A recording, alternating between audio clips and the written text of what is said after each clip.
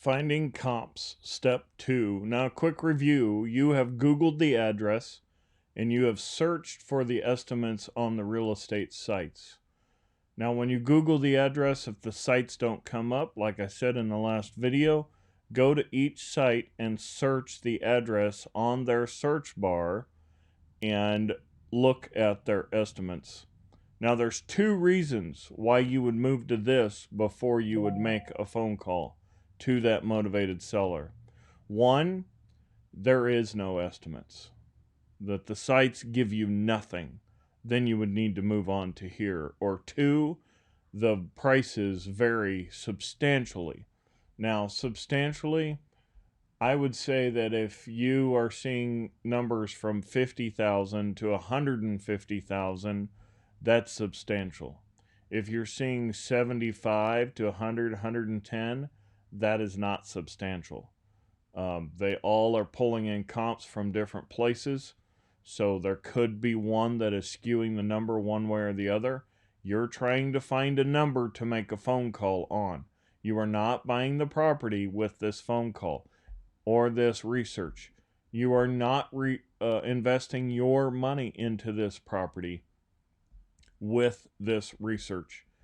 We will go deeper, but I want you to make a phone call. The next is you have set up a site visit, so now it's time for step 2. So in a normal circumstance, and they're not always going to work this way, but in a normal circumstance, you would Google the address, you'd find the estimates, you'd find the average with your bid sheet, you'd make the phone call, numbers work, everything sounds good, so you're going to set up a site visit. Now, I get asked often, can you sign an option agreement without going to the property? Yes. Have I done it? Yes. I get farther and personally believe that site visits are what sets us apart from everybody else. It's those relationships that get you in front of sellers that will work with you and oftentimes sell you their properties with no money down on contract and show you how to be an investor. It's those relationships will get you above the rest. Now, we're going to save that subject for another video.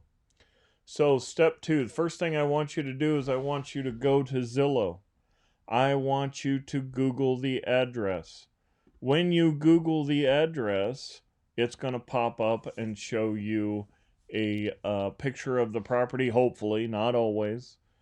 Beds, baths, square footage, hopefully, not always, and Zestimate as well. You're going to want to take note of all of that, like I'm sure you already have. And couple things, if you can't find the square footage, then you may want to go to the tax section of Zillow and then click on the county website link. So you're looking up on the county assessor and seeing if it's going to show you, and it should, beds, baths, square footage, and a bunch of other information. It will also give you a rough estimate on what they think the value of the property is. Notice what I just said. What they being the city, thinks of the value of that property. So you can pay attention to that. You don't have to go there. If you're getting good information, then stick with this. Now you're going to X out, and if you're not seeing the neighborhood, oftentimes when you go to or search a property, it shows you the entire town. Well, the way you would do that is that you would just go to their search bar and type in the address, hit the magnifying glass, and it will, your subject property will come up again. You will X out of that, and then you notice that it's to your neighborhood. I believe that it skews the number if you're going by the whole town. You want to stay as close to the house as you can. You may have to zoom out 1 or 2 times, preferably 1 only if you have to. And then you're going to go ahead and change your for sale to sold. So you're going to want to pay attention to the sold. So for sale, and when it comes to comps, are fantasy numbers. They are what the sellers want for them, not what the sellers have gotten for them. So we want to look at the real numbers. We also want to click here and change to what you are searching. So if you're looking at a house like this one is, you're going to leave that one checked. But you're going to want to minimize down to, manufactured, condo, multifamily, apartments, lots and land. Whatever you are searching, whatever your subject property is what you're going to want to search for. Now, I want to take just a second here, talk about the beds and the baths. I don't put anything in there. I think that it minimizes things. What you're going to find is when you are searching, if you go by and change the beds and the baths to what your subject property is, it will only pull up those properties.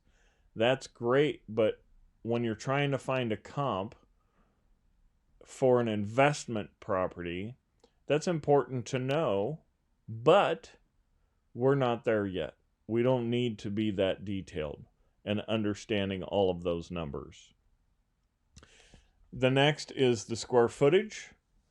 Now this one here is 1,428.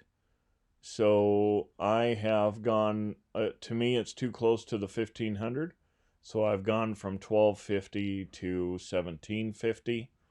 So I want to open up my comps as much as I can. And then I have found 3 good ones, I think.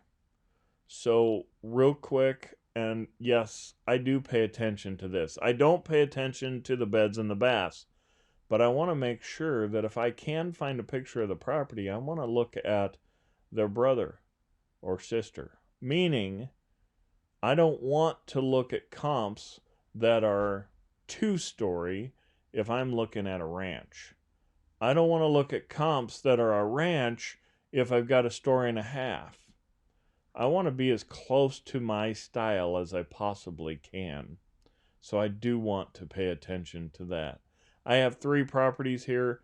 They're 3 really good properties. Yes, I did have to zoom out once to be able to get this. But I have 3 great properties. They're all right in line of what the estimates are showing. And, the houses are really nice. So understand, we are looking for ARV, after repair value.